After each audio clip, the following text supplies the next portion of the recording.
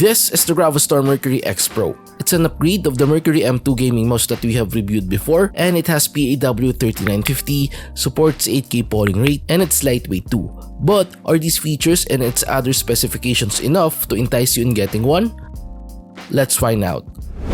Just a quick disclaimer, Gravastar sent this mouse for us to try and experience it. Rest assured that all views and opinions in this video are my own, and this will be an honest review. Inside the box, you'll have a user manual, a mouse feet set and some grip tapes, a USB-A to USB-C cable for charging and wired mode connection, the 8K dongle receiver, and the gaming mouse itself. If you compare the shape of this gaming mouse to other mice that I have tried before, it's quite similar to the Ola's SC680. If you're not familiar with this gaming mouse, it's a clone of Logitech G Pro Superlight, but it's a tad smaller. And if you put the SC680 and Mercury X Pro side by side, you'll notice the front of the SC680 slightly flares out, which is the same with the X Pro. In addition, the SC680 has a curvier sides than the X Pro, which has flatter sides. The former has a slightly shorter hump but leans towards the back, while the latter has a taller hump. However, it's centered. For my hand size of 18.5 by 9.5 cm, fingertip is the best option when using this gaming mouse. Design-wise, Gravastar retained their signature alien-like composition. They also retain the beetle or firefly-like shell, which acts as the RGB lighting of this gaming mouse. And one noticeable improvement that I saw upon unboxing are the sides of the Mercury X Pro.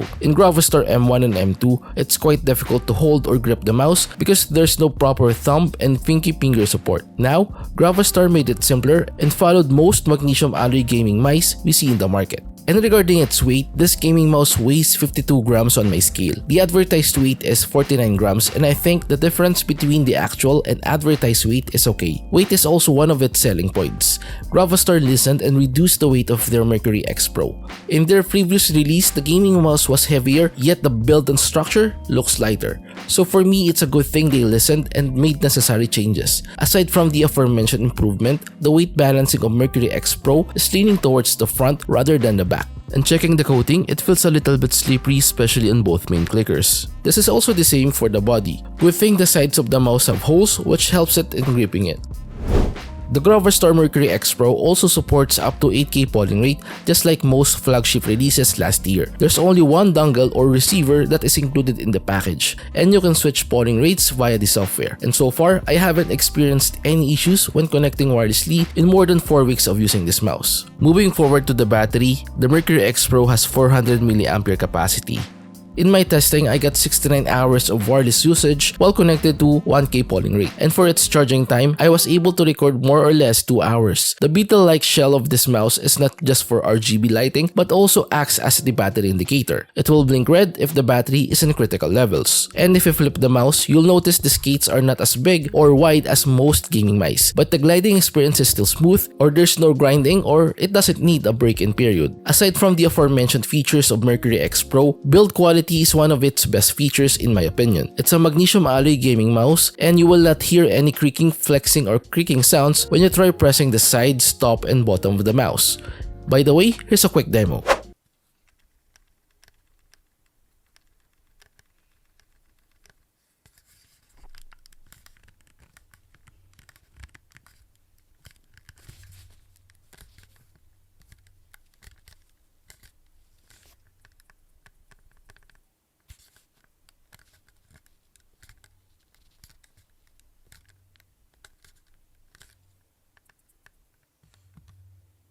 And regarding its sensor, the Gravastar Mercury X Pro has PAW3950. For more than a month now, I haven't encountered any sensor-related issues. The implementation of PAW3950 is good so far, and I have no comments or concerns about it. However, the clicking experience on this gaming mouse is a bit hard compared to most flagship mice that I have tried last year. The Mercury X Pro has Omron blue dot switches with 50 million click lifespan. So far, there's no switch grinding when using this gaming mouse. Furthermore, Gravastar made the clickers wider compared to their previous release. And as you can see, my unit has minimal side flexing or side wobbling of both main clickers. For me, this is fine because it's minimal and unnoticeable in-game. But there are areas of the clickers near the center that are not responsive. This might be an issue for people with smaller hands, especially claw grip users. In addition, both main clickers have minimal post travel as well. And as for its side buttons, they also have minimal post travel. For my hand size, the position of the side buttons are okay and reachable. As for the scroll wheel, it's not too hard hard when pressing it, and the scrolling experience is not stiff. By the way, here's a quick sound test of the gaming mouse.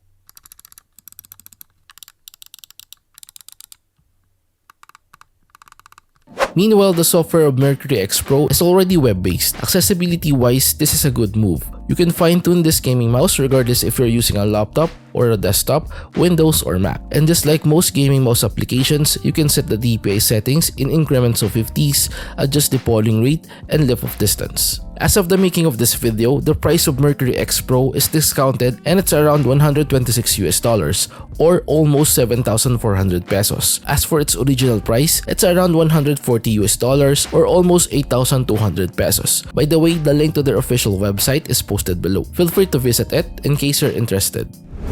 Overall, I like what Gravastar did. They listened. They improved the gripping experience of this mouse, made it lighter, and opted for wider clickers. The previous release was heavier even though it has an exoskeleton structure. Most of our viewers were pointing this out before because it should be lighter according to them. Another concern from last year are the sides of the M2 Pro. It's difficult to use the mouse because there were no proper finger rests. In Mercury X Pro, they listened and made the sides of each mouse comfortable when using it.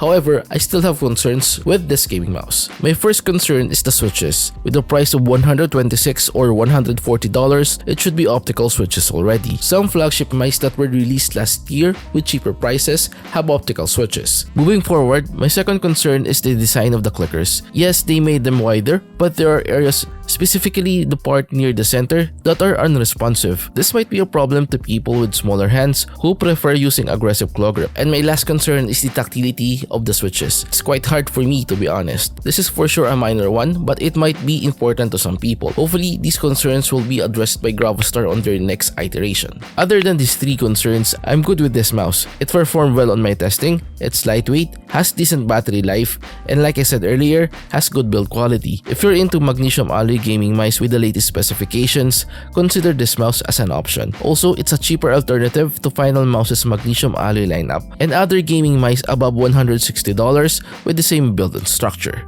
And that's it guys, we have reached the end part now. Hopefully this video helped you in your purchasing decisions. Till our next, goodbye.